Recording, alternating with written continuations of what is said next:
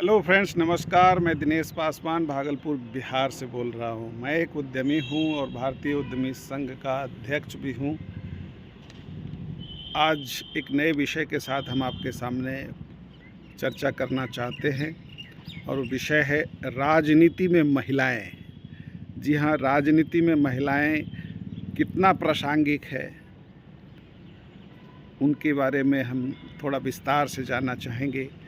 क्योंकि राजनीति का जो मैदान है वो आज भी महिलाओं के लिए उस कदर अनुकूल नहीं है जैसा पुरुषों के लिए। हमारे नेता भले ही मंचों से लैंगिक समानता की बात करते हों, लेकिन वैसे दिखती नहीं है। तो महिलाओं को काफ़ी सशक्त होना पड़ेगा और महिला सशक्तिकरण के साथ ही महिलाओं को निर्णय लेना होगा, राजनीति में कमर कसना होगा आने के लिए। जैसा कि हम सब जानते हैं कि दक्षिण कर्नाटक की जो प्रकरण है प्रज्वल रेवन्ना, हम सब जानते हैं, से लेकर राष्ट्रीय राजधानी जहां स्वाति मालीवाल जैसा प्रकरण आया, ये सब घटनाक्रम इस बात के सबूत है कि राजनीति की दुनिया अब भी पुरुष प्रधान बनी हुई है। तो इससे हमारा एटीट्यूड और माइंडसेट को थोड़ा चेंज करना पड़ेगा। भारत में आधी आबादी महिलाएं है, महिलाओं को सम्मान देना ही पड़ेगा, तभी हमारा देश पूर्णतः विकसित हो पाएगा। नहीं तो विकासशील देश बनते बनते कई दशक हो गए हैं, थकने लगेगा। तो हमें पंचायतों में भी महिलाओं को लाना पड़ेगा। पंचायत सहित नगर निकायों में आरक्षण के बूते महिला जनप्रतिनिधियों की तादाद अच्छी खासी हो रही है। यही महिलाएं आगे चल कर के बड़ी पंचायत यानी संसद भवन में अपनी भागीदारी सुनिश्चित जरूर करेगी। तो इनके परिवार और समाज का जो माहौल होता है, उन्हें शुरुआत में ही खुलकर काम करने नहीं दिया जाता है, फिर वे आगे कैसे बढ़ेंगे? तो परिवार का सहयोग हमें चाहिए, तभी हम महिलाओं को आगे बढ़ा पाएंगे। जो अभी चुनाव से पूर्व एक कानून आया, महिला आरक्षण विधेयक, जिसको नारी शक्ति बंधन अधिनियम कहा गया है, 2029 से यह महिला आरक्षण पूर्णतः काम करना शुरू करेगा, ऐसा बताया जा रहा है। इसमें महिलाओं को 33% आरक्षण है। यह भारत की जो आधी आबादी है, जो दोयम दर्जे की है, उस दोयम दर्जे की महिलाओं को प्रथम श्रेणी की महिला बनने में, नागरिक बनने में यह कानून शायद कारगर हो। मुझे लगता है महिलाओं को विशेष ध्यान देने की आवश्यकता है, अन्यथा महिलाएं जब विकास नहीं के रास्ते पर नहीं रहेगी तो वो अपने घर का विकास कैसे कर पाएंगे। इसलिए भारतीय राजनीति में महिलाओं की बढ़ती भागीदारी का हम भरपूर स्वागत करेंगे और करना चाहिए।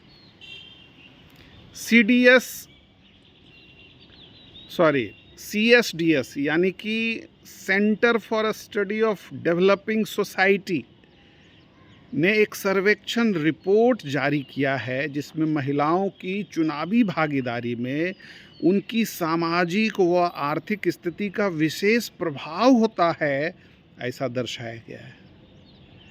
50 वर्ष से अधिक उम्र की जो है 2/3 महिलाएं का मानना है कि पुरुषों के राजनीतिक वर्चस्व के कारण महिलाओं को राजनीति में अवसर नहीं मिलता है, जबकि युवा पीढ़ी की जो महिलाएं हैं, यानी 20 से 25 वर्ष की जो महिलाएं हैं, इनके विपरीत राय है।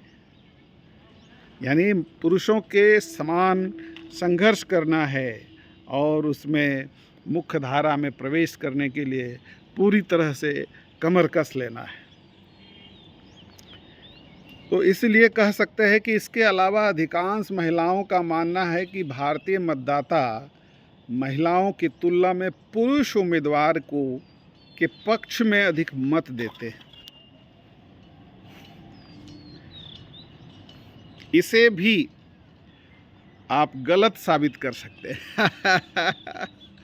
आज 21वीं सदी में हम सब है, सभी का स्किल डेवलपमेंट हो रहा है और पॉलिटिकल स्कूल में जब अनुभव बढ़ेगा तो आप क्रांति ला सकती है, रिवॉल्यूशन ला सकते हैं। तो निश्चित रूप में सर्वेक्षण के माध्यम से यह पता चला है कि महिला के लिए राजनीति में भाग लेने की उसकी पृष्ठभूमि बहुत महत्वपूर्ण होता है। भाई पृष्ठभूमि क्या होना चाहिए? कोई गॉड फादर है कि नहीं है, गॉड मदर है कि नहीं है, यानी आपके परिवार के अंदर कोई राजनीति में है तभी आप सरवाइव कर पाएंगे, ऐसा बताया जाता है।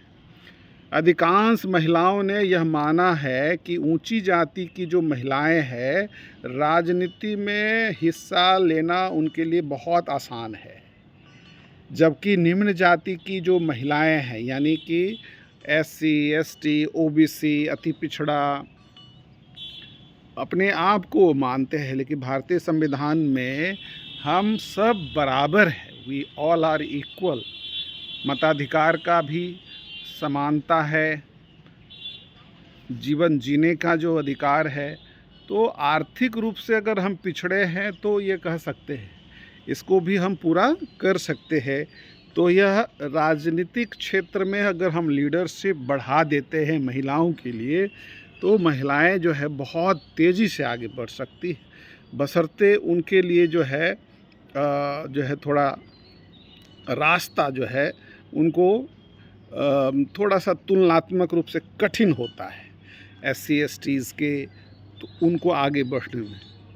तो सरकार चाहे इलेक्शन कमीशन ऑफ इंडिया को यह जो है तय करना होगा कि उन महिलाओं को राजनीति में आने में कोई कठिनाई नहीं हो, ऐसा प्लेटफॉर्म बना दिया जाए। भारतीय चुनाव आयोग द्वारा प्रकाशित रिपोर्ट के आधार पर, है ना, स्वतंत्रता के 75 साल बीत जाने के बाद भी लोकसभा में महिलाओं का जो प्रतिनिधित्व है वह 10% से ज़्यादा नहीं बढ़ पाया है, जबकि आबादी कितनी है? आधी आबादी है।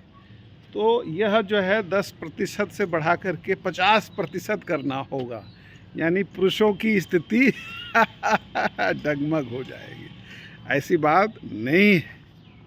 तो इसीलिए हाँ, उनके लिए परिसीमन आयोग को काम करने की आवश्यकता है।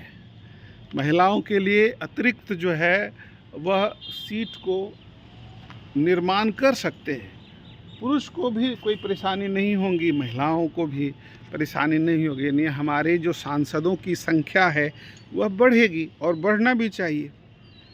अभी कहीं पर जितने भी लोकसभा के जो कंस्टिट्यूएंसी है वह अच्छी खासी जो है 10 लाख, 12 लाख, 15 लाख वोटर्स हैं।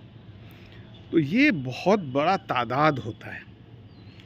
निश्चित रूप में आप जो है त्रिस्तरीय चुनाव में देखेंगे तो वहाँ पर इसका तुलनात्मक अध्ययन करें तो वो बहुत कम वोट है। हज़ारों वोट में आप चुनाव जीत जाते हैं। मुखिया का चुनाव हो, सरपंच का चुनाव हो, पंच का चुनाव हो, पंचायत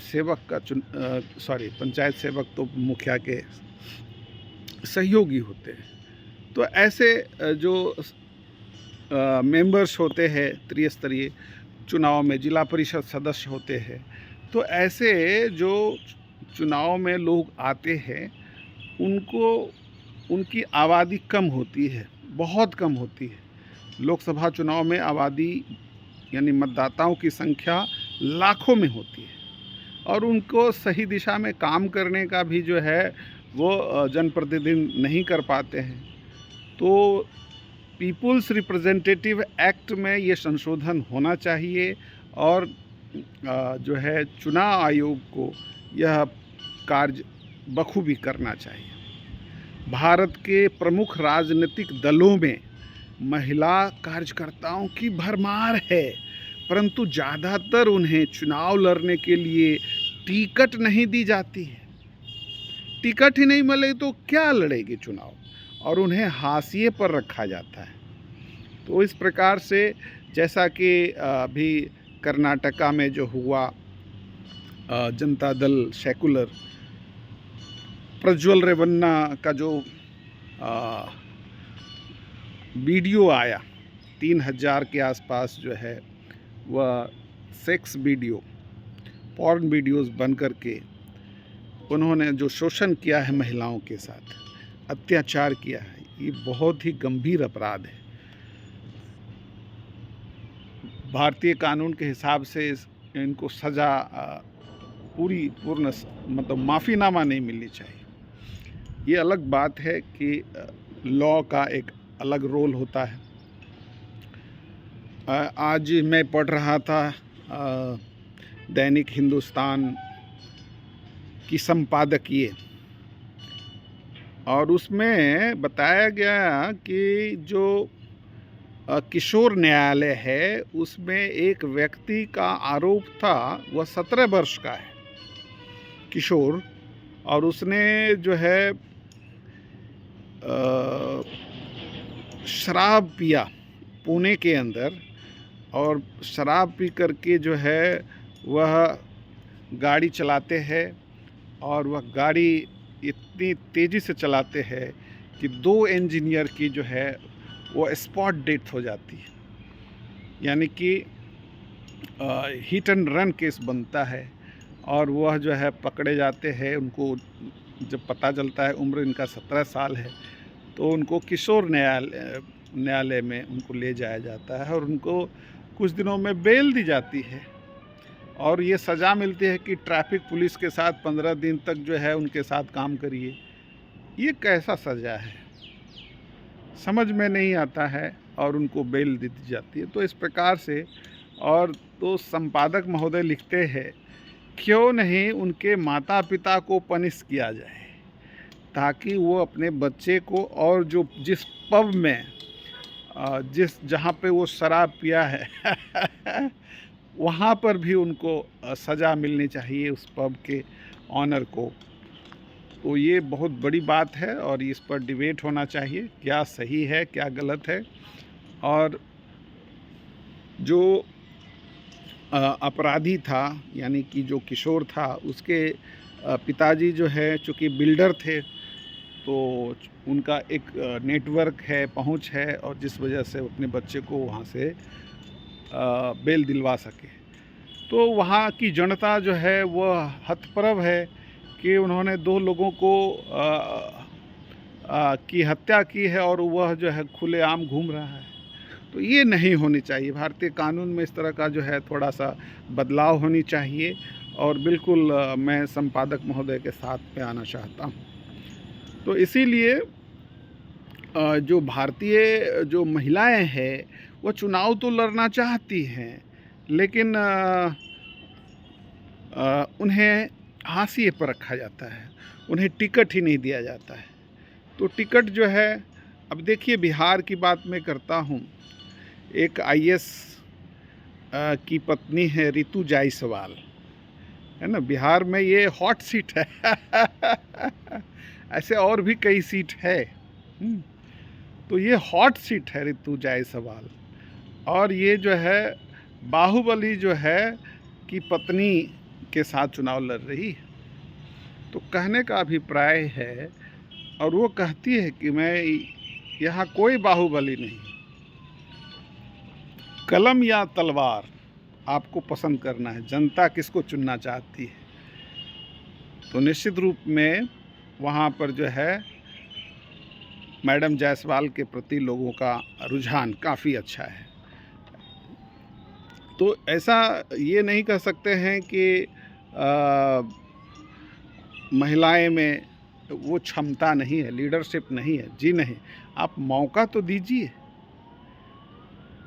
तो इसीलिए ये कहा गया है। और वो उनके जो प्रतिद्वंदी हैं, बाहुबली हैं, अपने आप को कहते हैं कि मैं बाहुबली हूँ, जबकि वह जिस केस में जेल गए हैं वहाँ के डीएम जो है को उन्होंने हत्या किया है।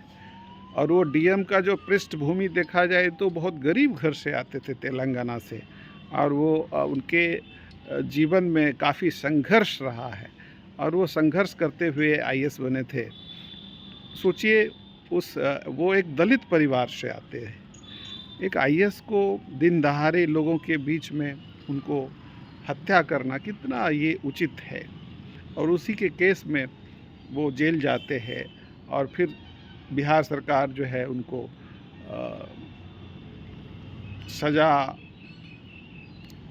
को किस तरह से जो है जेल मैनुअल में बदलाव करके उनको बाहर लाते हैं और फिर उनकी पत्नी को चुनावी टिकट देते हैं। तो ये राजनीति में भी बहुत हरास हो गया है।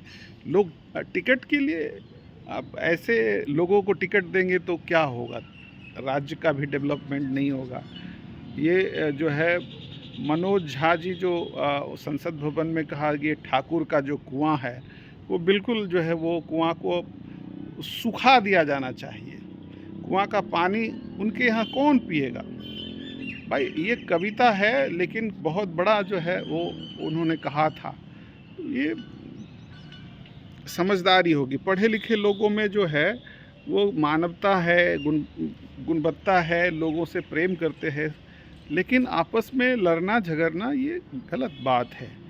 लेकिन राजनीति में सब लोग कौन कहाँ क्या बोल देते हैं, तो ये थोड़ा सा समझने की बात है। तो मैं थोड़ा इमोशनल हो गया। मैं किसी को गिला शिकवा नहीं करना है, मैं यहाँ महिलाओं के बारे में बोल रहा था। तो हो सकता है जैसा कि मनोज झा जी ने जो संसद में कहा था, तो ये और रितु जायसवाल जी अपने चुनावी क्षेत्र शिवहर में काफ़ी मेहनत कर रही है। तो लोगों का परिणाम तो है पहले ही दे देते हैं कि रितु जायसवाल जो है अच्छे वोटों से चुनाव जीत रही है। हाँ, इससे पूर्व जो है वो एमएलए का भी चुनाव जीतते जीतते रह गई और वो मुखिया भी रही हैं। तो काफ़ी अच्छा है उनका। और उनके पति एक आईएएस ऑफिसर। तो जैसा वो बताते हैं कि हम क्षेत्र में जो है वो आईएएस ऑफिसर को की हत्यारे की पत्नी को आप वोट देंगे कि एक आईएएस की पत्नी को वोट देंगे तय आपको करना है। तो मैं अभी महिलाओं के ऊपर चर्चा कर रहा था। तो महिला जो है राजनीति में नहीं आ पाती है, उसके कई कारण हैं। तो राजनीतिक नेटवर्क की कमी एक कारण, वित्तीय तनाव दूसरा कारण, संसाधनों की कमी तीसरा कारण, हायर एजुकेशन का घोर अभाव यह चौथा कारण है, लीडरशिप का अभाव क्योंकि वो निर्णय नहीं ले पाती है, और महिलाओं में राजनीतिक शिक्षा का अभाव, और सबसे बड़ी बात है कि उनके जो है कोई पृष्ठभूमि में कोई राजनीतिक लोग नहीं हैं, यानी गॉड फादर या गॉड मदर नहीं है। अगर मिल जाए तो फिर देखिए। लेकिन इसको धता बता करके आज की जो महिलाएं हैं, युवतियां हैं, वह भारत की सर्वश्रेष्ठ विश्वविद्यालय जो जवाहरलाल नेहरू विश्वविद्यालय जिसे जेएनयू कहते हैं दिल्ली में, वहाँ पर छात्र संघ यानी स्टूडेंट्स यूनियन में भी अपनी भागीदारी दिखा रही है। चुनाव में अपनी भूमिका को दिखा रही, चुनाव लड़ रही है, जीत भी रही है और सफल हो रही है। यही लड़कियां आने वाले समय में परिवर्तन की लहर है ना, आने वाले एक दशक में क्रांतिकारी परिवर्तन हमको दिखने को मिलेगा। मुझे लगता है कि ये राजनीति बदल जाएगी। तो महिलाओं के हाथ में राजनीति आनी चाहिए और हो सकता है कि वह दुनिया में सबसे तेज़ गति से जो है वह डेवलपमेंट करके दिखाएंगे, ऐसी गुणवत्ता है उनके अंदर।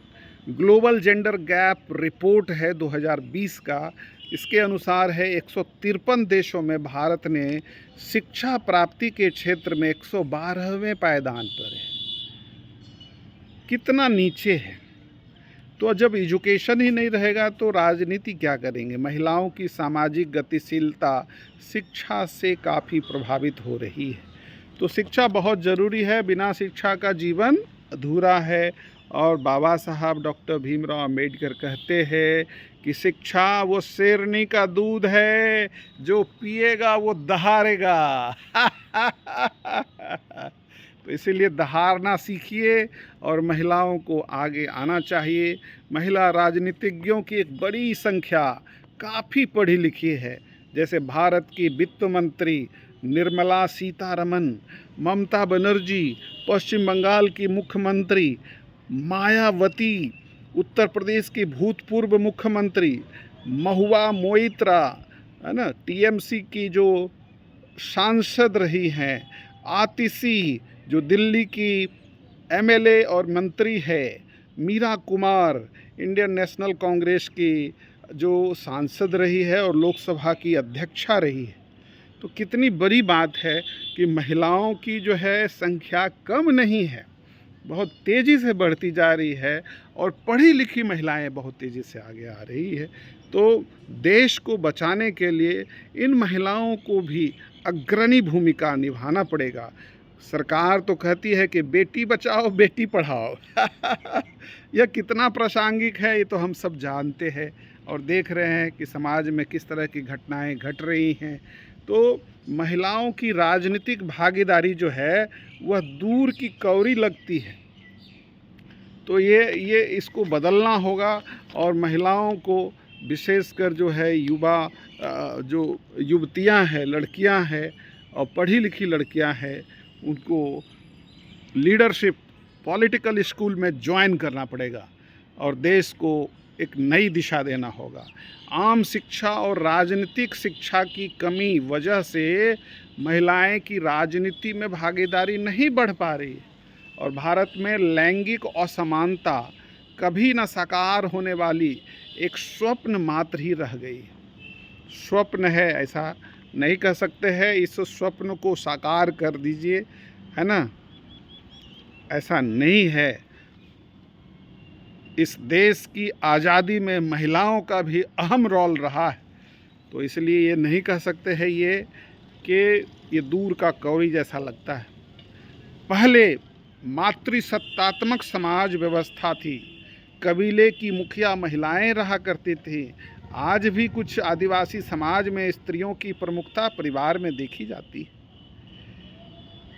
इस देश में ऐसी महिलाएं आई हैं जो हम सब जानते हैं, उनके नाम को सुनेंगे मैं आपको बताना चाहता हूं। इंडियन नेशनल कांग्रेस की जो जन्मदाता हैं, आयरिश महिला, है ना, एनी बेसेंट का हम सब नाम जानते हैं। भारतीय राष्ट्रीय कांग्रेस की जो है वह जन्मदाता के रूप में है। श्रीमती सरोजनी नायडू, सुचिता कृपलानी, राजकुमारी अमृत कौर, श्रीमती इंदिरा गांधी भारत की महिला प्रधानमंत्री के तौर पर रही हैं और कई टर्मों तक जो है देश की सेवा की है, देश को विकसित करने में अपनी जान तक गंवाई। तो ऐसी महिलाओं को हम नमन करते हैं, सैल्यूट करते हैं और निश्चित रूप में हमारी यहाँ की जो मिट्टी है, इस मिट्टी को बिल्कुल जो खुशबू है पूरे विश्व में फैलाने के लिए कृत संकल्पित है यहाँ की महिलाएं, यहाँ की महिला नेत्रियाँ। इसके अलावा भी आप श्रीमती सोनिया गांधी जी हैं, डिम्पल यादव हैं, मीशा भारती जी हैं, है ना, मेनका गांधी जी हैं, स्मृति ईरानी हैं, सुषमा स्वराज ही हैं, यह दिल्ली के मुख्यमंत्री भी रह चुकी हैं, द्रौपदी मुर्मू जो अभी वर्तमान में राष्ट्रपति महोदया हैं, जयललिता जो तमिलनाडु की मुख्यमंत्री रह चुकी है, हरसिमरत कौर बादल, सुप्रिया सुले, प्रियंका चतुर्वेदी, पीटी उषा, पूनम महाजन, अमरावती नवनीत राणा, अनुप्रिया पटेल, रम्या हरिदास, सुमित्रा महाजन, श्रीमती प्रतिभा देवी सिंह पाटिल पूर्व राष्ट्रपति महोदया। कितनी महिलाओं की एक बड़ी श्रृंखला है। तो निश्चित रूप में देश में बहुत परिवर्तन आ रहा है। अंतर्राष्ट्रीय महिला दिवस पर ये सभी महिलाएं जो आने वाले जो लड़कियां हैं उनके लिए एक रोल मॉडल के रूप में काम कर रही है, और निश्चित रूप में उन लोगों को रोल मॉडल मान करके आप लीडरशिप में आ सकते हैं। तो मैं बाबा साहब भीमराव अंबेडकर को धन्यवाद देना चाहता हूँ, बधाई देना चाहता हूँ। वो महिलाओं के हितैषी रहे हैं, महिलाओं के लिए कानून में भरपूर परिवर्तन किया है, चाहे लेबर लॉज हो, हिंदू लॉज हो, चाहे और भी कितने अधिकार देने की बात है। तो ये सब जो है वो ध्यान में रखते हुए बाबा साहब अम्बेडकर ने महिलाओं को सदैव मुख्य धारा से जोड़ने के लिए कृत संकल्पित थे और उन्होंने किया। और इसके संबंध में हम सभी को कई पुस्तक जो है आया है, woman in politics by Mary Chung, woman and politics by Vicky, और तीसरी किताब है she the leader woman in Indian politics by Nidhi Sharma. ऐसी पुस्तकों को भी पढ़नी चाहिए जिससे हम सबको काफ़ी एनर्जी मिलती है, और उस एनर्जी के साथ हम देश की सेवा करते हुए, हम मुख्य धारा में जुड़ते हुए, अपने देश का विकास करते हुए, और हम देश का जो है वह गरीबी को ख़त्म करते हुए भारत की जो प्रति व्यक्ति आय है, बिहार का सबसे कम प्रति व्यक्ति आय बताया जाता है पिछले साल में 30,000 रुपया सालाना। सोच लीजिए 30,000, 40,000, 50,000 भी है तो बहुत कम है। अमेरिका का $80,000 है। बताइए कहाँ हम टिक पाएंगे। तो इसीलिए हमें मेहनत करने की आवश्यकता है, और हमारी जो भारतीय महिलाएं हैं वह निश्चित रूप में जागरूक है, मेहनती है, और वो कृत संकल्पित है, देश की सेवा करने में अग्रणी भूमिका निभा सकती हैं। लेकिन उन्हें टिकट देने वाला पार्टी होनी चाहिए, चाहे भारत की राष्ट्रीय कांग्रेस पार्टी है, चाहे आपके कई ऐसी पार्टीज़ है, सब पार्टीज़ को भी, भारतीय जनता पार्टी है, JDU है, इधर कई पार्टीज़ है, हर स्टेट में पार्टीज़ है, समाजवादी पार्टी है, बहुजन समाज पार्टी है। तो महिलाओं को निश्चित रूप से हर पार्टी में अपने को पॉलिटिकल स्कूल में बहुत काम करना चाहिए, ऑर्गेनाइजेशन को मजबूत करने में अपने को पूरा खून पसीना एक करना चाहिए, और फिर चुनाव लड़नी चाहिए, और तभी आप एक सशक्त जो है लीडर बन करके लोगों की सेवा में आपकी जो परिश्रम है उससे लोगों का भला हो सकता है, देश का भी भला होगा, और आप अजर अमर बन जाएंगे। तो ऐसे राजनीति में हम सभी को, विशेषकर महिलाओं को आनी चाहिए। और मैं आशा करता हूँ कि 21वीं सदी का ये जो समय है 2024 से आगे क्या, वो महिलाओं के लिए है।